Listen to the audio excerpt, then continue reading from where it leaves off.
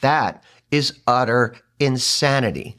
And it's time we call it out. Welcome back to Uncompromised. I'm Chuck Mason, and today we're going to take a very uncompromised look at the transgender ideology and what we have to do to defeat this. The last episode talked about the Supreme Court's decision, and we applaud that. But the Supreme Court's decision that affirmed states' rights to decide women's athletics based upon chromosomes and binary gender was only a short victory because it didn't set national policy, and it leaves everything else wide open for debate.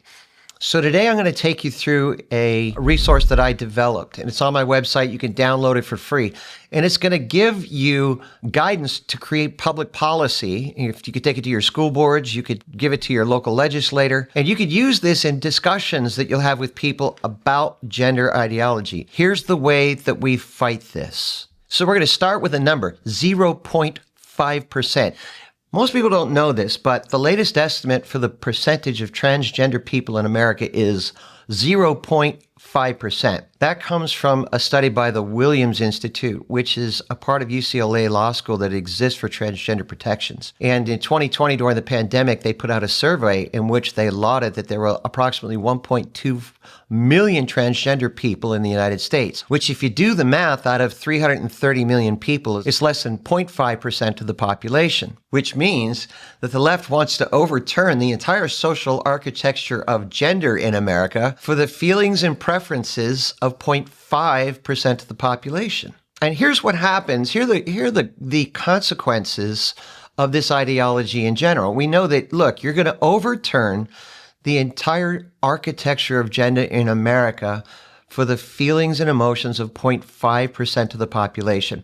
You're sacrificing the safety, emotional, and sexual integrity for 99.5% of Americans based on preferences of a tiny, minuscule, fractional population. You're going to create a new form of patriarchy, trans-patriarchy, that allows any male with a Y chromosome to dominate women in athletics and any other endeavor where a man can gain access to a woman's protected space, career, athletic, and social institution based upon their preferred gender identity. It destroys the refuge and protection for women to determine the outcome of their lives free from an unjust dominance of toxic patriarchy. Women become victims of the incursion of male sexuality and physical dominance in every area of society. This also creates an exceptionally dangerous precedent for every identity politics group in America. The minor attracted persons, yes, the pedophiles, okay, they can claim the same level of affirmation that the transgender community does, because the minor attracted persons can say sexuality is in fact a construct, and this is the sexuality that we choose based upon our preferences, and who's to say that children or young teenagers aren't enjoying this? If you're going to give the transgender community protection based upon this criteria, you're going to have to extend this protection to every other identity politics community within America that's going to cite the same criteria. And this becomes the justification for a minor children's mutilation through gender reassignment surgery. And we do know this, that the majority of people that undergo gender reassignment surgery find that it is not the cure they were looking for. And there's a tremendous amount of regret and wishing they did not experience the procedure. And once they do, they can't go back. And for minor children, this should be a crime in which people should be punishable with jail time.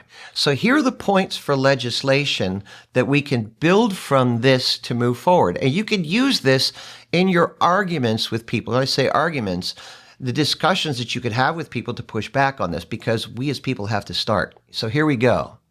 All right, first of all, we want to affirm that transgender people shouldn't be bullied, they shouldn't be persecuted, they shouldn't be aligned, they shouldn't be ostracized. They're still human beings, and they need our love and affirmation in terms of walking next to them and at least acknowledging that they're struggling with serious identity issues. In fighting an ideology, we're not fighting a person, okay?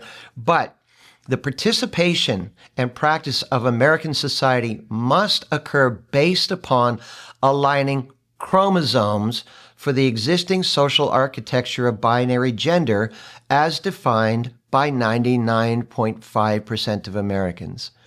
chromosomes must decide the gender architecture of our society, not the feelings and preferences of 0.5% of the population who are holding on to some obscure theory of human development. The use of bathrooms, locker rooms, changing, or any other public institutions will be defined by aligning one's chromosomes that are consistent with the current social architecture of binary gender, not preferences. Athletic participation will be defined by aligning chromosomes, regardless of hormone treatment, designed to reduce the disparate advantage of male biology. Trans patriarchy must be recognized as an emerging male dominance and oppression of women, as biological males are given unrestricted access to women's protected spaces and positions based upon gender preference. All areas of life that required equal rights and opportunity protections for women must be preserved and protected based upon chromosomes, not gender preferences. Although transgender people have the right to express the gender of their choice, you can't deny that in a pluralist society. Transgender women cannot supplant biological women in the workplace or any other part of society based on a preferred gender expression. You have to oppose all gender transition surgeries for children under 18.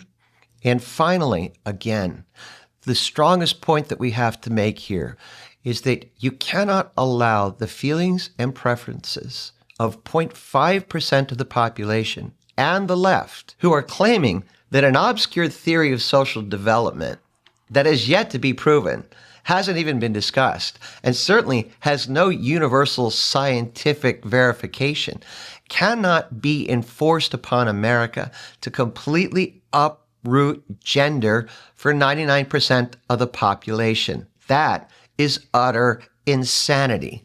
And it's time we call it out. Again, we do not want the transgender community to be bullied or persecuted or ostracized. They have a choice. They can make that choice in a free country, as America is. But it's time in an uncompromised way to stand up and say, no more. And this is the reason why. The feelings and preferences of 0.5% of the population cannot be used to bully the 99.5% into kowtowing, especially when it comes to something so intrinsic to not only us as human beings, but the health and continuity of our society as sexuality and gender. And nothing changes until you and I are willing to stand up, to make a stand, to make the statement, and to put our foot down and say, enough. This is Uncompromised with Chuck Mason. Thanks for being a part of the podcast. Would love to hear your comments, would love to hear your feedback. And as always, stay safe. Welcome to Uncompromised with Chuck Mason, where we'll take an independent look at the ideas that are impacting our world. Basically, this show is going to be, there is a right narrative and there's a left narrative, and there's the reality and the in-between that we have to live through and that we have to solve. And this show is going to take an uncompromised look at where aspects are good and where they're not, where people have agendas that they're using that they don't want to solve, and we're going to try to get to the bottom in an uncompromised and unbiased way. If I could put this show into one sentence, it's this. It's Bill O'Reilly meets John Fetterman, who meets a blue-collar C.S. Lewis. Thanks for being a part of the show, and as always, like, share, and subscribe. And we thank you for your support.